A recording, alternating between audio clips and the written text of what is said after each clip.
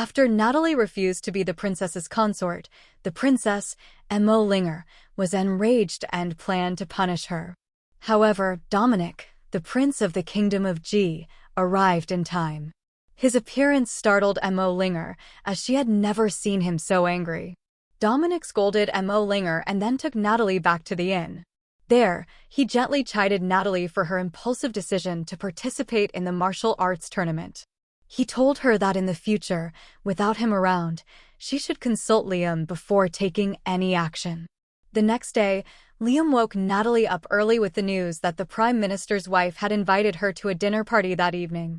The invitation was delivered by the Prime Minister's chief steward. Natalie, still sleepy, asked Janine to decline the steward's request to meet her in person, saying she had a headache but would attend the dinner. When she finally woke up and learned from Liam that the invitation was due to the widespread rumors about her rescue by Dominic from the princess's mansion, she also discovered that Dominic was the prince of the kingdom of G. Since Dominic hadn't blocked this invitation, Natalie decided to go.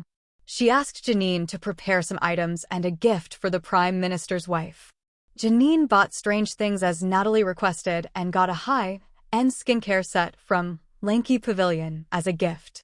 In the evening, Natalie took the Prime Minister's luxurious carriage to the Prime Minister's mansion. The Prime Minister's wife, a woman in her 30s, was very pleased with the gift Natalie brought. The other ladies at the party were also envious, as the skincare set was extremely hard to obtain. As they were chatting, the Prime Minister's daughter, Vivian, arrived.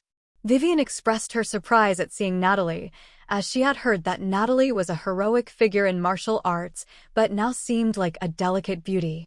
During the party, Empress showed up. She first apologized to Natalie for the previous incident, but then, along with another lady who was her acquaintance, pressured Natalie to perform a talent.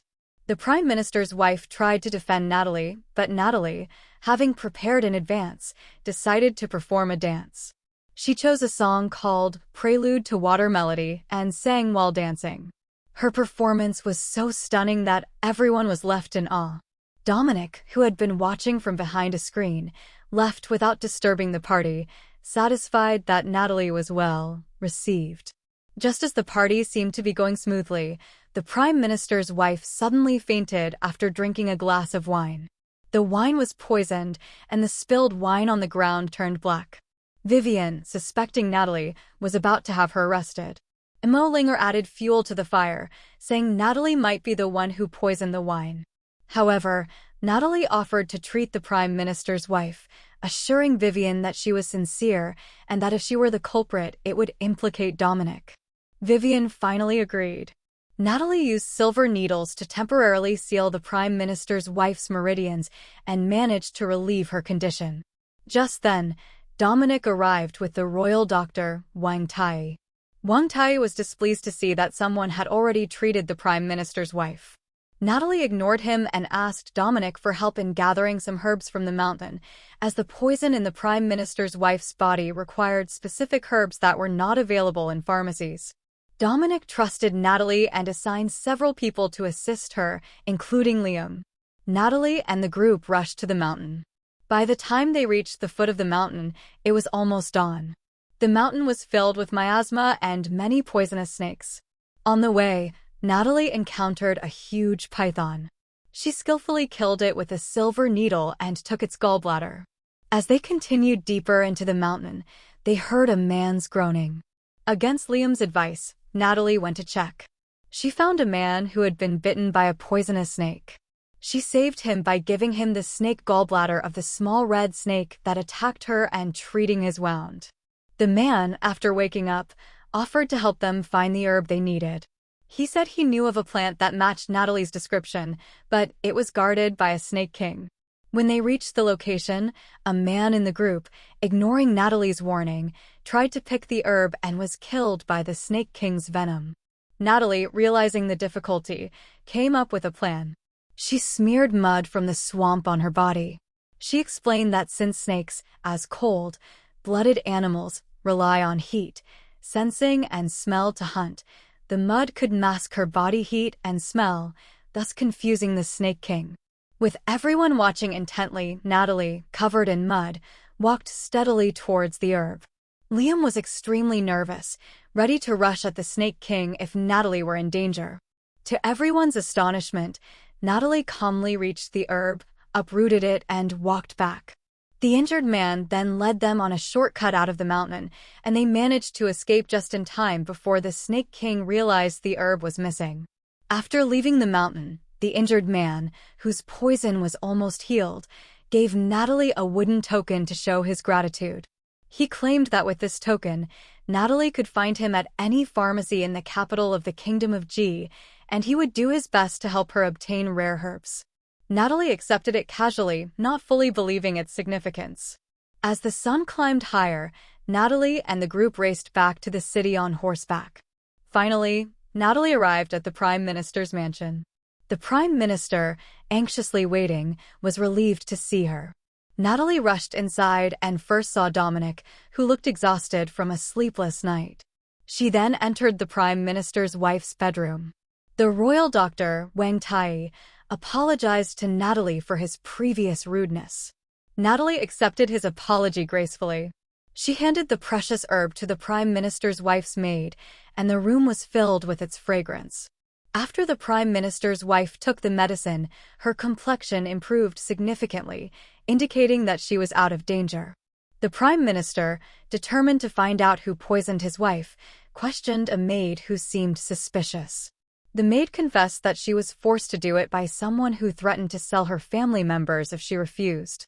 However, just as she was about to reveal the mastermind, a short arrow shot from the dark killed her. The Prime Minister, realizing that the real culprit was likely someone in the court, suspected the second prince, Ji Wencheng. He decided to support Prince Dominic, as he believed that Dominic was more worthy to be the emperor. In the carriage on the way back, Dominic and Natalie talked. Natalie learned that Dominic was the prince of the Kingdom of G. Dominic explained that the Prime Minister's wife was poisoned because Ji Wencheng wanted to prevent the Prime Minister from supporting him. He also told Natalie about his father, the King of the Kingdom of G, who had been suffering from a strange illness for years. The king's condition was initially misdiagnosed as overwork.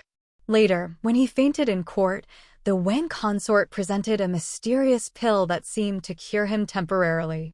But the king's illness relapsed, and he became increasingly dependent on the pills. Dominic suspected the pills were related to his father's deteriorating condition, but found no evidence. Natalie, willing to help Dominic, offered to enter the palace to diagnose the king's illness. Dominic agreed, but warned her to be careful as Ji Wencheng had many spies in the palace. The next day, since Dominic was busy, Natalie, along with Janine and Liam, went out. They came to Lanky Pavilion, in the capital of the Kingdom of G. Natalie wanted to ask the female manager about the Wang consort. Just as they were talking, the Wang consort's maid arrived. Natalie asked Liam to follow the maid when she left. After that, Natalie and Liam tailed the maid and a hunchbacked man respectively. The hunchbacked man gave something to the maid in exchange for silver. Natalie decided to follow the hunchbacked man, who entered a house guarded by several burly men. Later, Natalie realized it was an underground gambling den when she saw the hunchbacked man being thrown out for losing all his money. By chance, Natalie met the man she had saved on the mountain, Gustav. She asked him for help to get into the gambling den. Gustav, a businessman from the state of Shang, agreed. Inside, Natalie found the hunchbacked man at a gambling table. She told him to bet big, and if he lost, she would go with him. The hunchbacked man agreed. During the game, Gustav noticed that the gambling den might rig the result to let the hunchbacked man win because Natalie came with him. So, he signaled to change the outcome. Eventually, the hunchbacked man lost, and according to the bet, Natalie was supposed to leave with him, which was actually Natalie's plan to take him away without arousing suspicion.